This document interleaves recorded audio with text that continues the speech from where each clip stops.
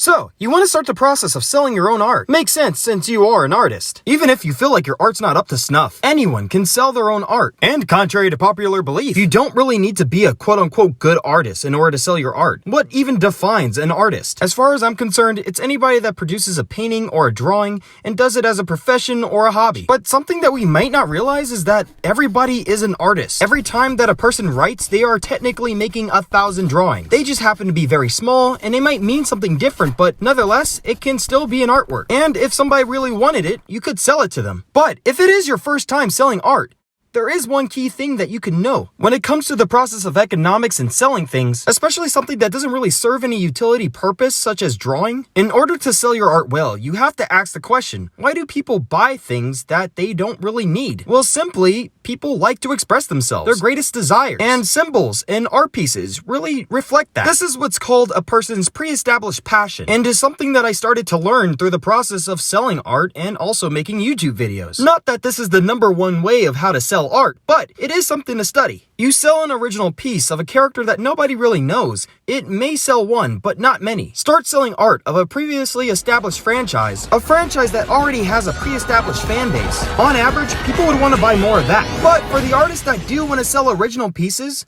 and think of selling art in this kind of fashion would be a little too easy and a little devaluing to their actual work. You know, the kind of art that they like to make, which is their own original stuff. Then the challenge will be to make sure that you're thinking of the average person, how they would be impacted by your art, even if it was original. The whole reason why people would want to buy what represents their favorite movie or video game is because a large amount of people have experienced that. And the game and the movie, those aren't the important things. It's the experience that the person has gone through. And anything that actually represents that thing that they watched or experienced makes those memories flood back to them. I'm sorry, what was your name again? Dr. Otto Octavius. Wait, no, seriously, what's your actual name? See? Symbols. The reason why people are willing to buy things that don't have really any big utility use is because their only utility use is in the way how it makes the other person feel. So, if you're going to create something that is original, now, no longer are you just drawing for yourself. You are now balancing two life experiences, yourself and the consumer. In fact, it's best to start doing this if you want to start selling original art that doesn't have to piggyback off of the success of bigger franchises. Then understand a common experience that you may share with the person you're selling it to. Make sure that you get a lot of joy out of creating what you create, but it's also important to make sure that you know the person inside and out. But even then, that's just one person. You're gonna have to account for a lot of people. Your original drawing should embody the values that you hold dear to your heart, including whatever values that the world holds dear to its heart. A perfect, balanced marriage between you and the people that you're selling it to.